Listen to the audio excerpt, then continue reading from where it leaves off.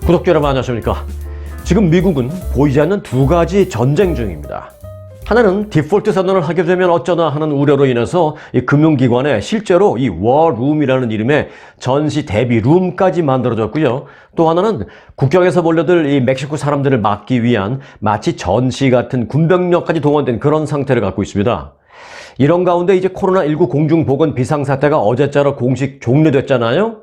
그런데 코로나 공식 종료가 의미하는 게 뭔지도 좀 알아볼 필요가 있습니다. 다 연결되기 때문입니다. 코로나의 종식은 공중보건학적으로도 물론 그렇습니다만은 특히 이 멕시코 국경과 관련된 의미가 지금 더 큽니다. 코로나 비상사태 종료로 인해서 미국의 42호 정책, 즉 타이틀 42도 종료됐기 때문입니다. 도대체 무슨 북한의 간첩 지령 이름도 아니고 미국에서 갑자기 무슨 뭐 42호 정책 이렇게 말이 나오는데 이게 무슨 뜻인지 그리고 그것의 종료로 무슨 일이 우려되고 있는 것인지 알 필요가 있습니다. 오늘 간단하게 설명을 그리고 쉽게 해드리려고 합니다. 자, 오늘 하나씩 전해드릴 텐데요. 오늘도 구독과 알림 설정으로 이 중요한 소식 등을 챙겨보시기 바라겠습니다. 자, 그럼 무한한 정보의 바다를 향해 출발합니다. 우선 미국이 전시 상황처럼 당면한 두 가지 문제는 조금씩 설명을 드리면서 풀어나가야 하기 때문에 잠시 후에 전해드리는 게 낫겠다 싶고요. 우선은 그 밖에 새로 들어온 뉴스들을 먼저 빠르게 간추려 드리고 이 이슈 쉽게 풀어드리겠습니다. 자, 이 코로나 사태 공식 종료로 인해서 앞으로는 코로나19 역시 다른 호흡기 질환과 같은 수준으로 치료를 받게 됩니다. 그게 무슨 말이냐? 그동안 무료로 제공됐던 코로나19 무료 테스트기 그리고 백신 접종이 무료 서비스 등등이 다 중단이 됩니다. 아예 안 하는 게 아니라요. 무료가 중단된다는 것입니다. 돈 내면 할 수 있어요. 단 치료제인 이 팍스로비드의 경우에 물량이 소진될 때까지는 당분간 이 무료로 공급될 예정입니다.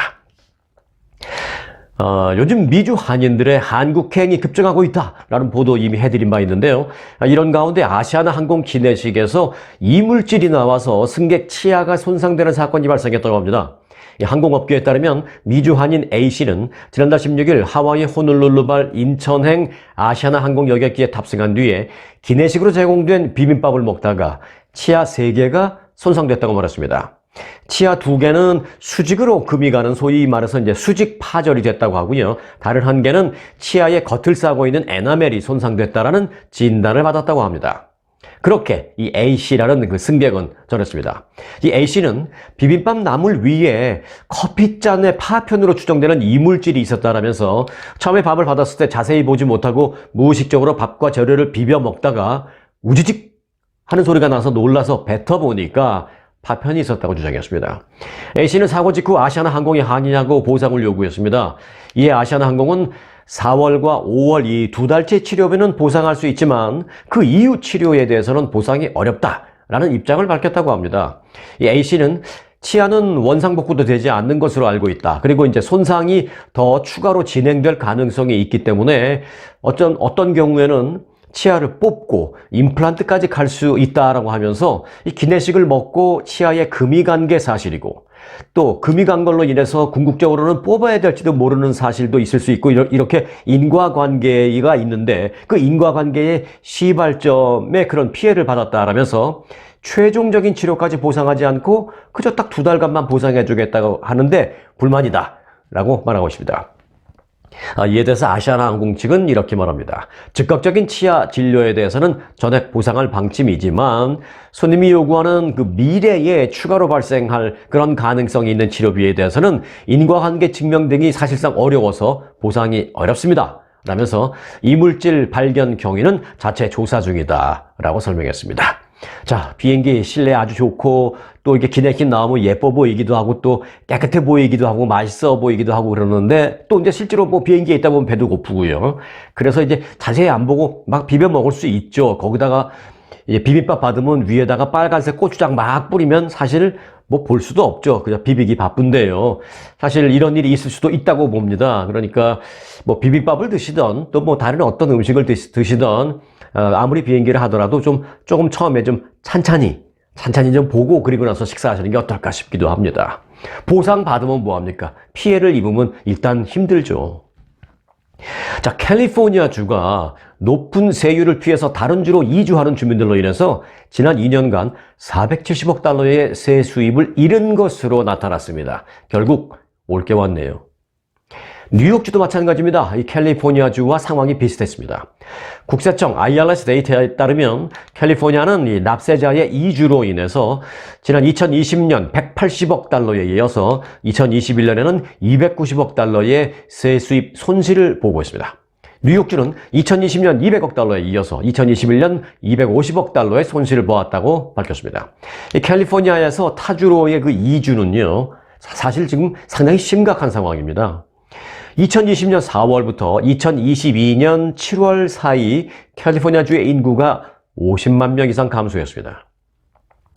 2018년만 해도 이 캘리포니아가 이 최고의 이주 목적지, 즉 가장 살고 싶은 지역, 그래서 이제 실제로 캘리포니아주로 많이 몰려오기도 하는 그런 그 지역 중에 하나로 꼽히면서 인구가 증가됐었습니다. 계속. 그래서 인구 증가폭이 40%까지 오르고 했었습니다만은 최근에 2년간은 오히려 반대로 타주로 이주하는 증가폭이 더 높아서 타주로 빠져나가는 그 증가폭은 60%에 다다랐습니다.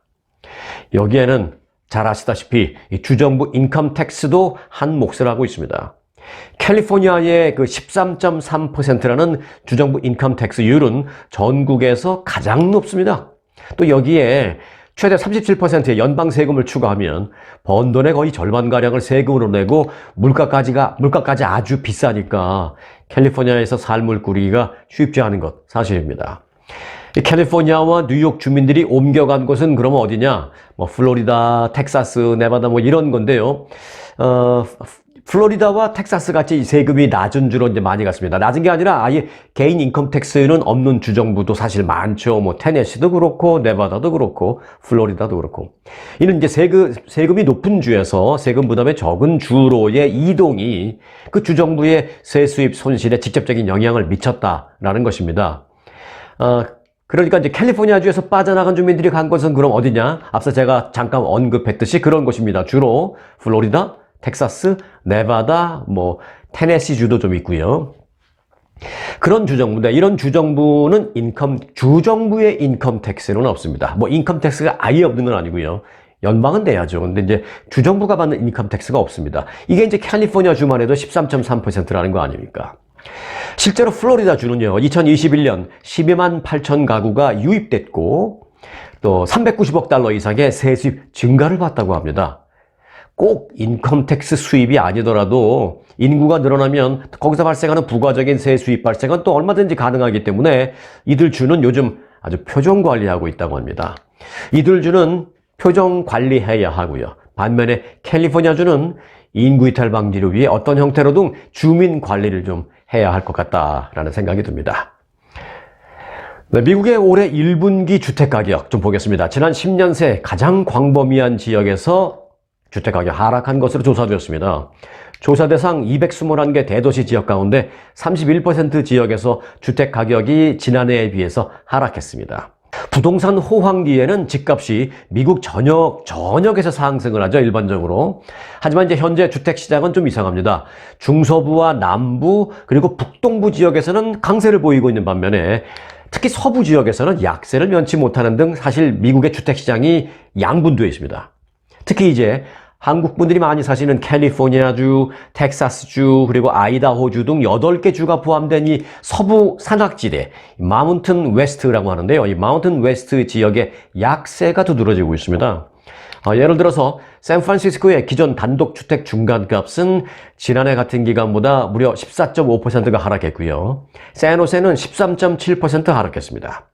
이 팬데믹 때는 호황의 중심지였던 텍사스주 어스틴도 10% 이상 지금 하락한 모양새를 보이고 있습니다.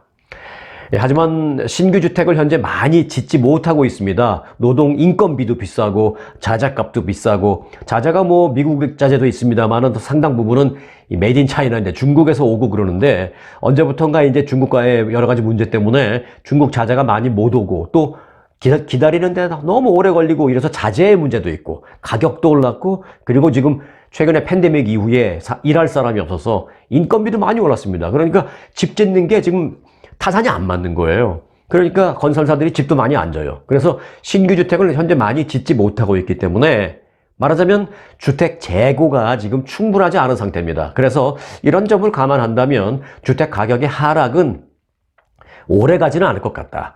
단기간에 그칠 수 있다라는 게 이 부동산 전문가들의 분석입니다. 네, 스타벅스 얘기입니다. 스타벅스가 일부 음료에 물을 희석하지 말라, 물을 타지 말고 그냥 원액으로 달라라고 요청할 경우에 추가 금액을 청구하기로 결정했습니다. 그래서 고객들의 불만이 지금 커지고 있습니다. 스타벅스는요, 과일맛 음료인 리프레셔 드링크, 이 리프레셔 드링크를 주문할 때 고객이 물을 넣지 말라고 요청을 하면 이제는 $1를 추가해서 받는다라고 밝혔습니다. 이 리프레셔는 제조 과정에서 원액에 물을 희석해서 고객에게 제공됩니다. 이때 이제 고객은 물을 넣지 말라, 물을 빼달라고 주문을 할 수 있는데 그렇게 되면 이제 컵에 원액으로 가득 채워서 줘야 됩니다. 그러니까 이제 추가 비용이 필요하다라는 것이 스타벅스의 주장입니다.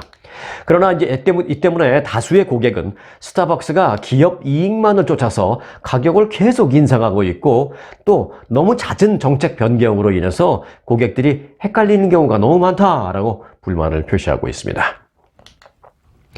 네, 구글의 CEO는 순다루 피차이라는 사람입니다. 이 피차이 구글 CEO가 구글의 인공지능 챗봇, 어제 제가 보도해드렸죠? 바드, B-A-R-D, 바드라고 하는 이름의 구글 인공지능 챗봇을 어제 공개했는데 이 챗봇 바드가 영어 외의 언어로 일본어와 함께 이제 한국어를 가장 먼저 우선 지원한다라고 어제 발표를 했다고 제가 말씀드렸죠? 그런 거에 대한 이유를 밝혔습니다. 피차이 CEO는 어제 글로벌 기자 간담회에서 한국어와 일본어는 기존의 영어와 매우 다르기 때문에 새로운 것을 시도하는 데에 큰 도움이 된다라고 여러 가지 이유 중에 그 일부를 설명을 했습니다. 쉽게 말하면 이런 겁니다. 한국어나 일본어는 잘 아시다시피 일단 그 영어와 어순에서부터 완전히 다르잖아요.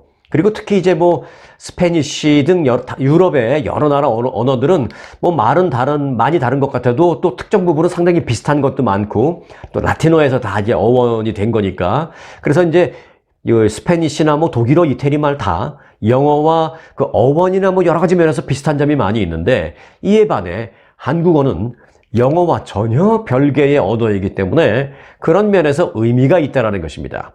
한국어만 성공적으로 지원을 100% 완벽하게 이루어낸다면 다른 나라 말 지원 그 소프트웨어 만드는 거는 일도 아니다라는 것이죠. 네, 피차이 CEO는 그러면서 또 다른 이유도 있다라고 말했습니다. 한국어를 영어 외에 가장 첫 번째로 꼽은 또 다른 이유도 있다라고 말했습니다. 뭐냐? 기술적인 측면에서 최첨단인 한국, 일본 이 두 시장에 대한 진출을 확대한다라는 것은 큰 가치가 있다라고 말했습니다. 네, 맞습니다. 이 비즈니스적인 측면에서도 봤다라는 것이죠. 그러면서 이제 한국과 일본이 이미 모바일 분야에서 얼마나 세계를 선도하고 또 세계 최고인지 나는 잘 알고 있습니다. 라고 말했습니다. 자, 피차이 CEO는 또 한국을 방문했던 경험도 소개를 했습니다. 피차이 CEO는 이렇게 말했습니다. 지난 1999년 나는 한국을 방문한 적이 있었는데 그때 서울에서 택시를 탔었습니다. 그런데 그 택시 운전기사님이 휴대전화 무려 3대를 갖고 여기저기 전화를 걸고 전화를 받고 하면서 휴대전화 3대를 이용하고 있었던 것을 아주 인상 깊게 봤던 기억이 강렬하게 남아있는 그런 상황이었다라고 말했습니다. 네. 지금처럼 이 스마트폰이 여러 가지 기능을 하는 그런 면 모르겠습니다만 그 스마트폰이 아니었던 그 시절에 한국에서는 진짜로 이 전화기를 2대, 뭐 3대 이렇게 갖고 다니면서 여기저기 동시에 걸려오는 주문이나 요청 등을 처리하는 그런 사람들이 종종 있었죠. 이 한국 사람들이 얼마나 역동적인지를 경험한 그런 구글 CEO 그 경험담을 어제 잘 들었습니다. 네, 한국에 가면은 이마트라고 있죠. 이 신세계그룹 계열사죠. 이 한국의 이마트가 미국의 자회사가 있는데요. 지금 굿푸드 홀딩스라는 회사입니다. 이 굿푸드 홀딩스가 다음 달에 LA 인근 로스펠리스라는 지역에 레이지 에이커스라는 대형 마켓을 오픈합니다. 레이지 에이커스는 주로 이제 유기농 식품, 또 건강 보조식품, 뷰티 상품 등에 기반을 둔 자연식품 전문 마켓을 표방하고 있습니다. 현재는 이 산타바바라를 비롯해서 롱비치, 엔시니타스, 미션 힐스, 허모사 비치 등 5곳에서는 이미 영업 중에 있는데요. 이번에 이제 LA 한인타운 인근 젊은 층이 많이 거주하는 로스펠리스에 추가로 오픈하는 것입니다. 신규 매장인 로스펠리스점은 이제 6호점이 되겠죠. 그래서 이제 6호점이라고 명명이 되는데 규모는 24,000 스퀘어피트입니다. 이번 그 레이지 에이커스 신규 매장 오픈은 이마트의 미국 공략 사업의 일환으로 알려져 있습니다. 아시다시피 이마트는 신세계그룹 소속이잖아요. 그 정용진 신세계그룹 부회장으로 되어 있습니다. 그리고 이제 이마트 지금 총괄을 하고 있어요. 정용진 신세계그룹 부회장은 최근 베벌리힐스에 대저택을 구입하고 이건 미국에서 장기 체류하면서 미국 사업을 현장 지휘하고 있는 상황입니다. 자, 여러분 혹시 이 탤런트 아시나요? 네. 이전에 TV에서 많이 보셨죠? 이 원로 배우 최정훈 씨인데요. 이 최정훈 씨가 별세했다라는 안타까운 소식입니다. 향년 83세입니다. 고인은 1940년 평안남도 안주에서 태어나서 1961년 KBS 1기 공채 탤런트로 발탁되면서 배우로 데뷔했습니다. 이후 1972년 KBS 드라마 여로, 잘 아시죠? 여로, 이 당시 지금 50대 이상 되신 분들은 여로라는 드라마 안 본 사람 아마 아무도 없을 거예요. 저도 여로는 분명하게 생각이 납니다. 자, KBS 드라마 여로에서 독립운동가 김성준 역을 맡아서 큰 인기를 얻으면서 1970년대와 1980년대 대표 배우로 활약한 바도 있습니다. 1975년에는요, KBS 연기대상에서 나무주연상을 이 최정훈 씨는 수상하기도 했습니다. 특히 최정훈 씨는 대하드라마에서 선굴군 연기로 호평을 받았는데요. 대명, 개국, 새벽, 토지 등의 작품이 모두 큰 사랑을 받은 그런 작품들입니다. 이 밖에도 오성장군 김홍일, 또 명동 백작 등의 작품에서 이승만 대통령을 연기해서 화제를 모으기도 했습니다. 네, CNN 방송이 주최한 도널드 트럼프 전 대통령의 타운홀 행사 생방송으로 전해드렸는데요. 또 주최도 CNN이 직접 주최하고 생방송으로 했습니다. 누구 행사요?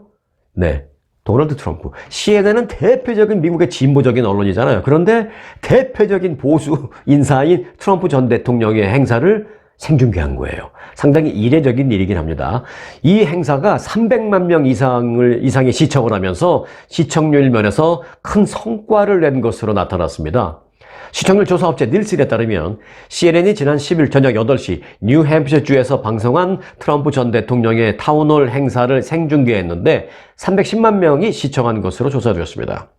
이는 같은 날 동시간대 케이블 TV 프로그램 가운데 CNN이 이제 케이블 TV 중에 하나잖아요. 다른 케이블 TV 프로그램 가운데서는 시청률 1등을 했습니다. 하지만 이제 CNN 내에서는 좀 문제가 논란이 좀 있나 봐요. CNN의 일부 직원들은 이번 타운홀 행사를 좀 비판하는 그런 직원들도 있다고 합니다. 트럼프의 일방적인 주장이 검증이나 필터링 없이 그대로 생중계된 것이 과연 미국의 어떤 국익에 도움이 될 것이냐, 어떻게 작용되는지 우리가 알기 어렵다 라면서 일부 직원들은 불만을 표시했다고 합니다. 이에 대해서 CNN의 크리스 릭트 이 CEO는요, 이렇게 말을 했습니다. 질문을 하고 답변을 듣는 것, 그것이 우리의 업무다 라고 말했습니다. 진보 성향의 CNN은 트럼프 전 대통령이 현직에 있을 때 트럼프와 각을 세웠던 것으로 유명하죠. CNN 기자 보고 CNN 기자가 막 또 불편한 질문하면은 당신 어디 출신 어디 소속이라 그랬지? 그래서 CNN이다 그러면 CNN 페이크 뉴스를 하는데 나가라고 막 소리 지르고 그랬었습니다. 그리고 CNN 기자들은 나한테 질문하지 마 그러고 아주 대단했죠.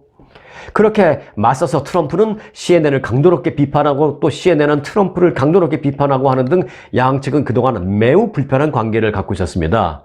자, 그런데 이제 이번 생중계가 앞으로 어떤 변화를 시사하는 것인지 아니면 일회성일지는 좀 더 두고 봐야 되겠습니다. 65년 동안 왕세자의 시간을 종결짓고 65년 만에 마침내 영국의 찰스 3세가 왕으로 등극했죠. 대관식을 마쳤죠. 이런 가운데 찰스 3세 이제 왕입니다. 영국의 왕. 그의 첫 부인이 누군지 기억하십니까? 네, 바로 고 다이애나 비였죠. 고 다이애나 비가 생전에 소유했던 그 주얼리 다이아몬드 세트가 경매에 나옵니다. 이게 다이아나비가 소유했던 그 주얼리 세트가 경매에 나오는 것은 이번이 처음이라고 합니다. 특히 이 주얼리 세트는 다이아나비가 사망 직전에 마지막 공개 행사에서 착용하면서 대중들에게 그렇게 알려졌던 것으로 큰 관심을 모으고 있습니다. 이 주얼리 세트는요, 총 51캐럿의 다이아몬드, 51캐럿? 야, 이거는 뭐 1캐럿만 가져도 그냥 뛸 듯이 기뻐하잖아요, 우리는. 근데 51캐럿. 뉴스는 뉴스니까 그냥 뉴스로 들어주세요. 예. 자, 51캐럿의 다이아몬드 총 개수로는 178개. 그리고 12mm 남해 진주 5알로 만들어진 목걸이와 그에 맞는 귀걸이로 이 세트로 구성되어 있다고 합니다. 1999년 한 미국의 사업가가 이 다이아나비의 유족에게 $1,000,000를 주고 이 귀금속 세트를, 이 목걸이와 귀걸이 세트를 사드렸습니다. 그 당시, 1999년 그 당시 돈으로 $1,000,000. 그러나 이제 2008년 금융위기가 미국에서 왔잖아요. 그 금융위기로 인해서 이 미국 사업가는 이를 팔려고 내놨는데 그때 이것을 그로부터 산 사람은 우크라이나 사람이었습니다. 그런데 현 소유주인 우크라이나 사람은 전쟁 발발로 인해서 지금 재정상의 어려움을 크게 겪으면서 또 이것을 이제 경매에 내놓겠다라고 결정을 했다고 밝혔습니다. 흥미로운 점은요, 이 주얼리 세트의 원주인이었던 다이아나비는 비운의 사고로 사망을 했잖아요. 그런데 이를 사들인 미국의 사업가는 사들인 후에 10년도 안 돼서 금융위기를 겪으면서 결국 이를 내놓을 수밖에 없었고, 그때 사들인 또 우크라이나 사업가는 현재 전쟁을 겪으면서 또 이를 내놓지 않을 수밖에 없는 그런 상황이 되었습니다. 그럼 이제 누가 이를 사갈 것이고 그의 운명은 또 어떨지 괜시리 주목이 됩니다. 자, 한편 이 다이아나비의 목걸이와 귀걸이, 그 다이아몬드 세트는 영국 런던에서 전시된 뒤에 이제 다음 달 27일 뉴욕에서 경매에 붙여지게 되는데요. 전문가들은 낙찰가를 지금 예상해 보고 있습니다. 얼마나 될까요? 뭐 앞서 뭐 몇 번 팔렸을 때 가격을 좀 뭐 1999년도에 $1,000,000 얘기를 했으니까 조금 감을 잡으실 수도 있겠습니다만은 지금 시기도 많이 흘렀고 세월도 많이 흘렀고 또 지금 시대도 달라지고 뭐 여러 가지 의미도 다르고 해서 어떨지 모르겠습니다만은 전문가들은 낙찰가를 최소 600만, 이건 뭐 최소 $600만 만일 경쟁이 더 치열하게 진행된다면 최고 $1,500만 오를 것으로 예상하고 있습니다. 네, 이 사건 하나만 소개를 해드리고요. 말씀드린 미국의 지금 가장 골치 아픈 두 가지 이슈 쉽게 풀어드리는 그런 시간을 갖도록 하겠습니다. 인디애나주 주택가에서 17년 경력의 여성 경관이 개에 물려 숨지는 사고가 발생했습니다. 이것은 이제 뭐 뉴스긴 합니다만 여러분들에게 좀 경각심을 드리기 위해서 주의하자라는 차원에서 또 알고 있자라는 차원에서 지금 간단하게 제가 좀 전해드리려고 합니다.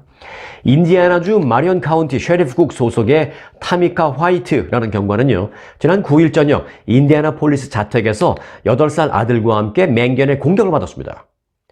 신고를 받고 출동한 인디애나폴리스 경찰은 이 화이트 경관은 사고 현장에서 바로 숨을 거뒀다라면서 그의 8세 아들도 개에 심하게 물려 다쳤지만 다행히 치료를 받고 회복 중에 있다라고 전했습니다. 이 사고를 일으킨 그 맹견은요, 현장에 출동한 경찰관 가운데 또 다른 한 명에게 달려들다가 결국 사살되었습니다. 동물보호국은 사고견의 품종을 핏불타입이다라고 그렇게 밝혔습니다. 자, 참고로요, 미국에서는 매년 약 450만 명이 개에 물리는 사고를 당해서 이 가운데 34만 명 이상이 응급실을 찾는 것으로 기록되어 있습니다. 또한 개에 물려서 목숨을 잃는 미국인은 한 해 평균 약 50명에 달하는 것으로 추산되고 있습니다. 그럼 어떤 개들이 가장 무섭냐? 자, 사망사고를 미국에서 가장 많이 일으킨 견종은요, 핏불이 65.6%, 그리고 로트와일러라는 견종이 10.4%, 그리고 저먼 셰퍼드가 4.6%를 기록하고 있습니다. 자, 이제는 예고해드리는 두 가지 이슈 가운데 첫 번째 이슈를 먼저 풀어드리겠습니다. 미국 최대 은행인 JP모건 체이스가요, 미국 정부의 채무 불이행, 즉 디폴트 가능성에 대비를 해서 지금 워룸을 가동 중이다라고 밝혔습니다. 진짜 이 사람들이 예를 들어서 워룸 같은 그런 게 아니라 워룸이라고 분명히 말했어요. 전시 상황실을 가동 중이라고 밝혔습니다. 금융기관이에요. 미국의 디폴트 가능성과 관련해서 이 무디스는요, 지금까지 5%로 디폴트 가능성을 전망하고 있었습니다만은 어제 날짜부로 미국의 디폴트 가능성을 10%로 상향 조정했습니다. 그만큼 지금 상황이 긴박해지고 있음을 알 수 있는 대목입니다. 이 JP모건 체이스의 다이먼 CEO는 어제 한 인터뷰에서 이렇게 말했습니다. 디폴트가 현실화할 경우에 미국에 큰 재앙이 될 수 있을 것이다 라면서 우리는 만일의 사태에 대비해서 금융 전시 상황, 자체적인 워룸을 가동 중이라고 밝혔습니다. JP모건은 실제로 미국 정부 디폴트 위험에 대비하기 위해서 매주 이 워룸 전시 상황실에서 회의를 소집하고 있으며 오는 21일부터는 매주가 아니라 매일 회의를 할 예정이다 라고 말했습니다. 그리고 만일의 경우 상황이 더 긴박해지면 이 비상회의를 매일이 아니라 하루에 3차례씩 할 예정으로 있습니다 라고 밝혔습니다. 이 다이먼 CEO는 디폴트에 가까워질수록 패닉이 발생할 것이다 라면서 이 경제에 있어서 패닉은 굉장히 치명적인 거잖아요. 여러 차례 말씀드립니다만은 경제학에서 그런 말이 있잖아요. 경제는 심리다. 그 왜 은행이 망해서 나가 떨어지는 것도 이 은행이 좀 불안하다라는 얘기가 나오면은 거기 돈을 맡긴 사람들이 순식간에 그냥 돈을 다 빼버리니까 멀쩡한 은행도 순식간에 입금자들이 다 돈을 빼가면 하루아침에 망하는 거예요. 그러니까 심리 하나만 바뀌면 그 은행 하나도 무너뜨리는 건 일도 아니고 그만큼 경제는 심리가 결정적이라는 얘기인데 디폴트에 가까워질수록 미국인들이 패닉 상태로 점점 가까이 갈 것이다라는 것입니다. 무서운 얘기죠. 뿐만이 아니라 그렇게 되면 결국 주식시장과 채권시장에서도 이 패닉으로 인한 큰 대규모 혼란이 발생할 수 있다라고 그는 우려했습니다. 그는 정말로 디폴트가 발생하면 각종 계약이나 또는 담보물 등에 큰 영향을 미칠 뿐만이 아니라 틀림없이 전 세계 사람들에게 치명적인 영향을 줄 것이기 때문에 이 전시 상황실을 운영하고 있는 것이 우리는 그 때문이다라고 밝혔습니다. 그러면서 미국의 민주당과 공화당 양당 정치인들이 제발 협상에서 합의를 좀 해달라라고 경제권에서 그렇게 호소를 하고 있습니다. 미국이 채무 불이행, 즉 디폴트를 선언하게 된다라는 것은요. 미국의 부채 상한선이라는 게 있는데 이게 지금 이제 미국의 부채가 그 상한선을 넘어가고 있는 거죠. 그래서 의회에서 이 부채 상한선을 올려서 법안을 통과시켜야 하는데 지금 백악관과 야당인 공화당 측이 줄다리를 하면서 합의를 하지 못하고 있는 그런 상황이잖아요. 바이든 행정부는 의회에 대해서 연방정부 부채 한도 증액을 빨리 해달라고 요구하고 있지만 하원을 장악하고 있는 야당인 공화당은 예산을 삭감한다라는 전제 조건 하에 한도를 증액해 줄 수 있다면서 맞서고 있습니다. 그래서 이제 공화당과 백악관 이 양측은 서로 타협을 하지 못하고 있는 겁니다. 바이든 대통령은 의외로 또 지금 강경해요. 전제 조건을 받아들일 수가 없다. 무조건 올려라 라고 강경한 입장을 밝히고 있습니다. 그렇다고 실제로 미국이 국가 채무 불이행, 즉 디폴트를 선언할까? 실제로 디폴트를 미국이 선언할 가능성이 물론 높지는 않습니다만은 그렇다고 없지도 않습니다. 자, 일단 가능성이 높지는 않습니다만은 실제로 미국이 부채 한도 증액에 실패할 경우에 빠르면 다음 달 초에 사상 초유의 디폴트가 현실화될 수도 있습니다. 그렇게 되면 미국에서는 순식간에 수백만 명의 실업 사태를 비롯한 이 경기 침체가 촉발될 것을 우려됩니다. 자, 여기서 잠깐 뉴스마다 디폴트 하는데요. 깔끔하게 짧게 용어 정리가 좀 필요합니다. 디폴트란 공채나 사채 또는 은행 융자 등에 있어서 원리금 지급을 아예 못하게 되는 것을 말합니다. 쉽게 말하면 부도를 내는 것으로 보면 됩니다. 원리금 지급일이 되었는데 빚을 못 갚게 되는 거니까 회사로 치면 이제 부도라고 보면 됩니다. 그런데 이제 우리가 알아둬야 될 게 보통 이제 디폴트라고 표현을 하면 그게 개인이나 아니면 어떤 회사, 이 사기업의 그런 채무 불이행을 말하기보다는 국가의 채무 불이행을 말한다. 국가의 채무 불이행을 말할 때는 디폴트라는 표현을 쓴다. 그렇게 보시면 되겠습니다. 자, 그리고 이어서 역시 전시 대비 태세를 방불케 하는 국경 쪽을 좀 보겠습니다. 지금 미국의 국경 상황입니다. 네, 미국 정부의 불법 입국 망명 신청자 즉각 추방 정책 종료에 맞춰서 제가 지금 표현을 길게 했습니다만은 잠시 후부터는 짧아집니다, 이게. 그 종료에 맞춰서 중남미 이민자들이 멕시코 북부 국경지대로 지금 대거 몰려와 있습니다. 이에 따라서 미국과 멕시코 정부는 군 병력까지 동원해서 감시 태세를 강화하는 한편 예상치 못한 소요 사태에 대비하는 등 이 접경 지역에 긴장감이 고조되고 있습니다. 앞서 말씀드렸던 금융기관에서 워룸을 운영하듯이 지금 국경 지역에도 전시 상태를 방불케 할 정도로 군병력이 동원되어 있으면서 긴장입니다. 이 같은 현상은 바로 미국의 한시적인 정책이었던 42호 정책이 코로나가 공식 종료된 어제 날짜에 맞춰서 폐지됐기 때문입니다. 자, 그럼 여기서 잠깐 아까도 제가 말씀드렸습니다만 북한의 무슨 지령 이름과도 비슷한 그런 연상이 되기도 하는 42호 정책이라는 걸 좀 간단히 알고 가야 되겠습니다. 네, 42호 정책이라고 하니까 어감은 좀 이상하고 어색합니다만은 사실 원래 용어로도 사실은 원래 용어로는 이겁니다. 타이틀 42 이겁니다. 그런데 뜬금없이 타이틀 42가 뭐냐라는 생각이 드는데 간단합니다.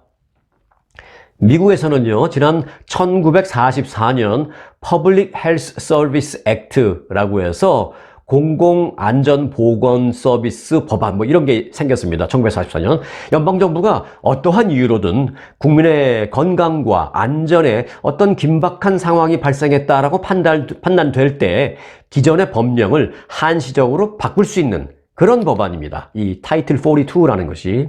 그 중에서도 이제 공중보건과 그 위생과 관련된 게 구체적으로는 이제 타이틀 42 내에 챕터 6A에 규정되어 있습니다. 그러니까 이제 요새 많이 나오는 42호 정책이라는 게 정확하게는 타이틀 42 챕터 6A인 것입니다. 근데 그렇게까지 말할 필요는 없군요. 그냥 줄여서 타이틀 42, 미국 뉴스에서는 타이틀 42 그러겠죠? 그리고 한국 뉴스에서는 42호 정책이라고 하는 겁니다. 여하튼 그렇습니다. 이제 용어는.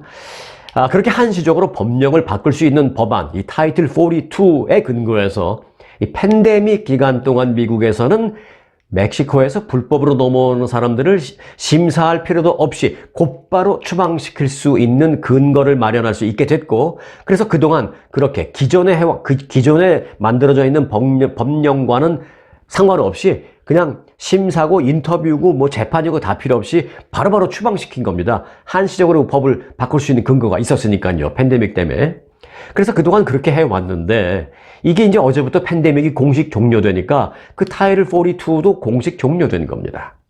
그러니까 이전처럼 아무리 불법 입국자라 하더라도 법에 규정되어 있는 한 절차에 따라서 심사도 하고 인터뷰도 하고 해서 미국에 친인척이 있거나 또는 후견이 있거나 하면 곧바로 추방할 수는 없는 기존처럼 된 겁니다. 그러니까 많은 멕시코 사람들이나 중남미 사람들이 이제는 미국에서 불법 입국하다가 잡혀도 곧바로 추방되지는 않겠구나 하는 마음에 더 대거 몰려들 수밖에 없다라는 것입니다. 망명 신청도 할 수 있고 또는 인도주의적인 입국을 신청할 수도 있다라는 어떤 작은 희망을 품은 그런 중남미 이주자들이 미국 국경으로 이 때문에 이미 대거 향하고 있습니다. 또 이미 국경에 대거 수만 명이 진을 치고 있습니다. 호시탐탐 노리고 있는 거죠. 넘어가려고. 네, 미국 국경보호국은 최근 며칠 동안 최대 28,000명의 이민자를 수용했다고 밝혔습니다. 이 42호 정책 시행 기간이었던 2020년 3월 이후 최근까지 불법 입국으로 적발되어서 멕시코로 곧바로 추방된 사람들은 약 280만 명에 달합니다. 이 얘기는 만일 42호 정책이 아니었다면 280만 명 가운데 상당수가 결국 여전히 미국에 머물러 있었을 것이다 라는 얘기가 되는 셈입니다. 자, 그런데 앞서 말씀드렸다시피 지금 미국 국경에 수많은 사람들이 당장이라도 미국으로 뛰어 올라가려고 장사지를 치고 있는데 이걸 미국 쪽의 국경 수비대랑 서로 이제 마주보고 있는 겁니다. 담을 넘으려는 자와 이를 막으려는 자들의 전시 상황을 방불케 하는 긴장감이 고조되고 있는 것입니다.